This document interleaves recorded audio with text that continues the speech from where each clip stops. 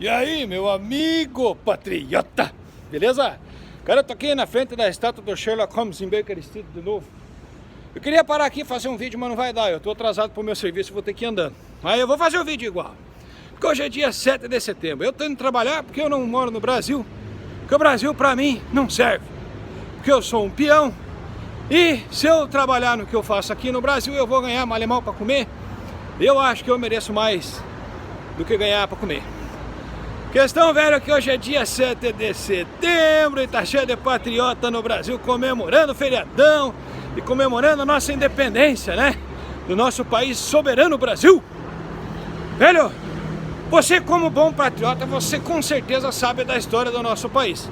Você sabe que em 1807 o Reino de Portugal foi transferido para o Brasil porque Napoleão invadiu Portugal e o Brasil se tornou a capital do Império Português. Você sabe, né, disso? A questão é que nessa situação, como Portugal estava fugindo e não tinha condição de enfrentar Napoleão, Portugal fez um negócio, um tratado de amizade e aliança com a Inglaterra, que mandou uma frota de navio para escoltar a corte portuguesa até o Brasil. Mas em troca desse acordo de transferir o reino do Brasil, de Portugal para o Brasil, nesse acordo a Inglaterra fez o rei Dom João VI assinar que o Brasil se comprometia em não industrializar o país. Que já pensou um reino no Brasil, no melhor pedaço de terra do mundo? Esse reino ia ser a grande potência do mundial em pouco tempo. Que todas as riquezas, todos os minérios, todos os recursos naturais tinham abundância no Brasil. Aí o que aconteceu? O rei se comprometeu em não industrializar o Brasil. Tanto que ele podia tirar minério de ferro, mas um facão, um arado, uma enxada, alguma coisa feita com ferro no Brasil era 2 vezes mais caro do que uma coisa feita vinda da Inglaterra. Então a Inglaterra daquela época começou a comprar os minérios de ferro do Brasil e exportar e vender para o Brasil as enxadas, os facão, o ferro convertido em ferramenta. Outra coisa é que a Inglaterra ia ser o único país, os carinha que iam vender as coisas do Brasil, as matérias-primas do Brasil na Europa. Então o Brasil meio que virou reino, mas virou um reino que não tinha muita possibilidade de crescer e de se desenvolver. Nossa, velho, esse vídeo ficou muito comprido, eu vou encurtar, vou fazer um resumão melhor, porque não vai dar, deu 15 minutos. Velho, agora para resumir isso aí em menos de 10. O governo brasileiro, o rei, o Dom João VI, daí, depois quando acabou a folia do Napoleão lá na Europa, a corte portuguesa voltou para Portugal. E eles queriam transformar o Brasil de volta em colônia. Aí teve o Dom Pedro I, que era príncipe, ficou príncipe regente do Brasil, ficou no Brasil, comandando o Brasil. Falou, eu não vou voltar para Portugal e eu vou transformar o Brasil num império. E resolveu transformar o Brasil num império, o Dom Pedro I. Em 1822, o Dom Pedro I proclamou a independência do Brasil. A história é muito mais complexa que isso aí, mas depois que quiser vai ver. Mas o Dom Pedro I, quando decretou a independência, que é o dia 7 de setembro, que a gente está comemorando hoje, em 1822, ele não tinha exército. Quem tinha exército era Portugal. E Portugal não queria deixar que o Brasil fosse um país independente. Aí o que aconteceu? O Dom Pedro I fez acordo com os ingleses. Os ingleses forneceram armamento e o Dom Pedro I formou um exército com os jaguns que tinha no Brasil, mais uns colonos aqui, mais uns índios ali. Aí formou o exército brasileiro e começou a combater o exército português. Tava até ganhando, cara, mas daí para resumir a história, cara, eles acabaram fazendo acordo com Portugal e com a Inglaterra, onde o Brasil também tinha que se comprometer em não se industrializar e tinha que pagar uma fortuna para os portugueses e uma fortuna para os ingleses. E o Brasil virou império, mas também é um império que não era grande bosta, um império que também tinha o rabo preso com as potências mundiais e não podia jamais ser uma potência mundial por causa dos acordos.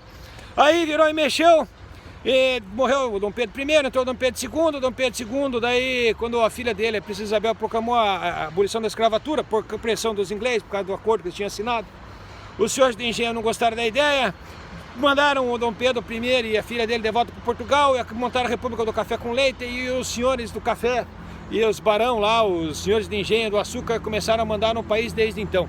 Aí veio a Revolução de 30 com Getúlio Vargas, o país começou a querer dar uma industrializada na época da Segunda Guerra Mundial que as potências do mundo estavam todas voltadas na Segunda Guerra Mundial, esqueceram um pouco do Brasil. O Brasil em 3, 4 anos começou a se industrializar, o Getúlio Vargas fundou a Petrobras, fundou o Vale do Rio Doce, criou as leis trabalhistas, começou a organizar o país. Aí os americanos, como foram um dos vitoriosos da Segunda Guerra Mundial, compraram os generais brasileiros, e os generais brasileiros começaram a trabalhar para os americanos a partir da Segunda Guerra Mundial. Aí os generais brasileiros fizeram o Getúlio Vargas se matar, né? Muita gente se matou na época dos militares. Aí os militares brasileiros sabotaram o Brasil, que estava se industrializando.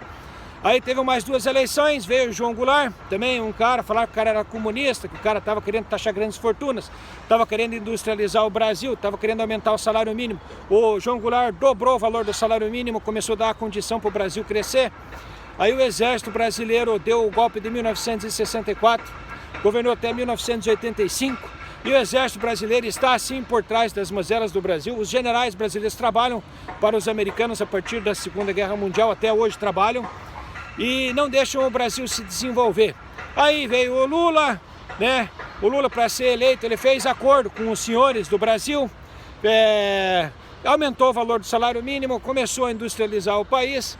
Mas a Dilma achou que o Brasil era soberano e começou a botar as manguinhas de fora. O problema é que o patriota do Brasil, quando fala da Dilma, o patriota só acha que a Dilma saudou a mandioca e quis estocar o vento, né? A Dilma só fez isso, só saudou a mandioca e quis estocar vento. Não, a Dilma confiou que o Brasil era um país soberano e quis taxar imposto sobre grandes fortunas. Foi o principal pecado dela. Ela quis aumentar o imposto sobre os banqueiros, e outra coisa que ela fez, ela quis aumentar o imposto sobre minério de ferro e baixar o imposto sobre o ferro. Coisa que você, patriota, com certeza não sabe, porque se soubesse, você não estava comemorando o dia 7 de setembro. E você não achava que a Dilma só saudou a mandioca e quis estocar o vento. A Dilma tentou aumentar o imposto sobre o minério, para o Brasil não vender a terra, vender o minério de ferro, vender ferro, e baixar o imposto do ferro para o Brasil vender máquina, para o Brasil vender ferramenta. Só que não.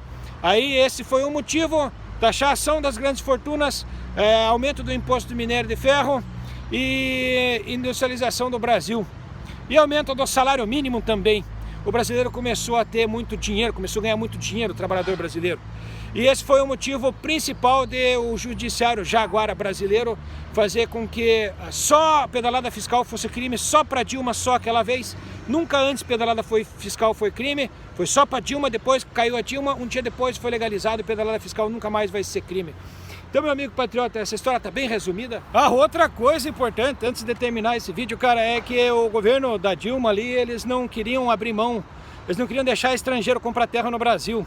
Estrangeiro não podia, do jeito que as políticas externas funcionavam, vamos supor, Estados Unidos pedia visto para o brasileiro ir para os Estados Unidos. O Brasil também começou a pedir visto para o americano vir para o Brasil. O brasileiro não pode comprar terra nos Estados Unidos, então o americano também não pode comprar terra no Brasil. Aí o que aconteceu, cara? Isso daí começou a embaçar o campo dos caras, velho. Os caras tinham que arrumar laranja brasileiro para poder comprar as terras da Amazônia. Aí aqueles grandes fazendeiros, você acha os grandes fazendeiros? Sei que no Paraná tem bastante colono ali que é pequeno, que planta soja. Mas as grandes plantações de soja é no Mato Grosso, na Amazônia, cara. Aqueles mundão de terra lá, que é tudo empresa estrangeira, cara. É chinês que compra aquelas terras no Brasil hoje. Então, tava embaçando o meio de campo, cara. Os caras precisavam, os caras queriam, os caras tinham que as empresas estrangeiras precisavam comprar terra no Brasil para produzir soja e não pagar imposto no Brasil. As empresas estrangeiras multinacionais que compraram a Vale do Rio Doce precisavam comprar o minério sem pagar imposto no Brasil. As empresas internacionais que criam gado no Brasil também tinham que usar o passe do Brasil de graça sem pagar imposto. E a Dilma estava embaçando com essas conversas fiadas toda aí. Por isso que tiraram a Dilma e botamos o Michel Temer no lugar, que tirando a Dilma ia resolver tudo, ia ficar tudo uma maravilha, o dólar ia subir, o mercado ia reagir, ia ter emprego para todo mundo. Vocês foram todos uns otários, foram enganados, não teve emprego para ninguém, o salário mínimo diminuiu, o Brasil voltou a ser colônia e estrangeiro pode comprar terra no Brasil. Um estrangeiro pode comprar terra no Brasil, o real está sendo desvalorizado, R$1 na época da Dilma era 3,22, agora o real está 5 e cacetada, vai para 10 daqui a pouco, quando acabar as reservas cambiais do Brasil, o Brasil vai estar quebrado, vai cair no colinho do FMI de novo, porque esse é o plano dos caras, ficar devendo, para não poder ter, para não ter chance de algum outro patriota de verdade que assuma o Brasil tenha soberania no país para poder levar o país para frente. Então o Brasil está indo pro barro e está tendo o apoio dos chifrudos, E você que acha que é brasileiro patriota, está comemorando o dia 7 de setembro, que comemorou o golpe de 2016, que não sabe do golpe de 1889, da proclamação da República, que não conhece direito a história do golpe de 1964, você que não sabe dos golpes do Brasil e está comemorando o dia 7 de setembro, cara, eu quero deixar com todo o meu respeito, carinho e consideração do fundo do meu coração para você uma mensagem de apoio à nossa instituição Brasil, que é uma colônia dos estrangeiros, batendo no meu peito e com toda a emoção possível para você, meu amigo patriota.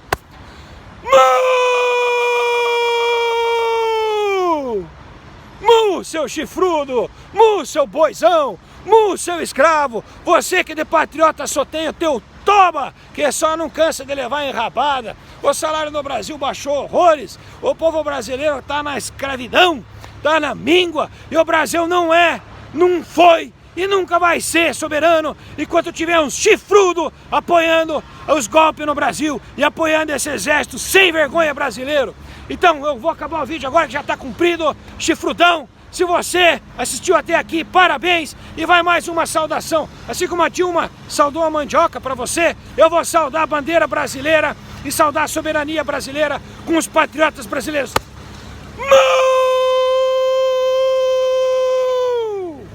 Eu fui!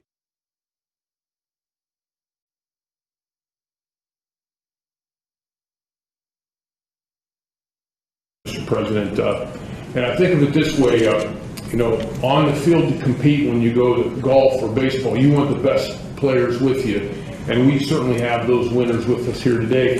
Just wanted to introduce you to two, Mr. President. Brigadier General Juan Carlos Correa, if you'd stand up, General. President Duque has sent us his best and paying for it. So he comes here fully paid by Columbia and he works for me. And it's a recognition that Columbia is with us in the Korean War, and they're with us today and making a difference. And our Brazilian President Bolsonaro, a very new addition to our headquarters, Major General David, one of the sharpest in Brazilian armed forces, is in our J5 organization. Again, Brazilians paying for him to come here and work for me to make a difference in security. You know, Brazil's been with us since World War II, and our relationship is growing even stronger, Mr. President. Meu amigo, o Brasil não é, o Brasil nunca foi e nunca vai ser um país soberano enquanto não se industrializar. Enquanto não cobrar imposto sobre as grandes fortunas, enquanto não cobrar imposto sobre os minérios que saem do país de graça, enquanto não cobrar imposto sobre os grãos que saem do país de graça, sobre a carne que sai do país de graça, enquanto não respeitar o povo brasileiro, enquanto não respeitar o trabalhador e pagar decentemente os brasileiros. Então o Brasil não é, nunca foi e nunca vai ser um país soberano enquanto essas pragas e esses percevejos estiver mandando e segurando o país na míngua. E para ser mais direto do que isso, para ver se algum patriota brasileiro me entende na língua do gado que está comemorando a soberania nacional do dia 7 de setembro, é mu! Se não entendeu como, nem português, nem inglês, nem nenhuma outra língua vão entender. O Brasil não é um país soberano. E um dia nós vamos ter que se livrar dessas pragas e desses percevejos. E se Deus abençoar o Brasil, um dia o Brasil sim vai ser um país soberano, livre dessas pragas e desses percevejos. Fui!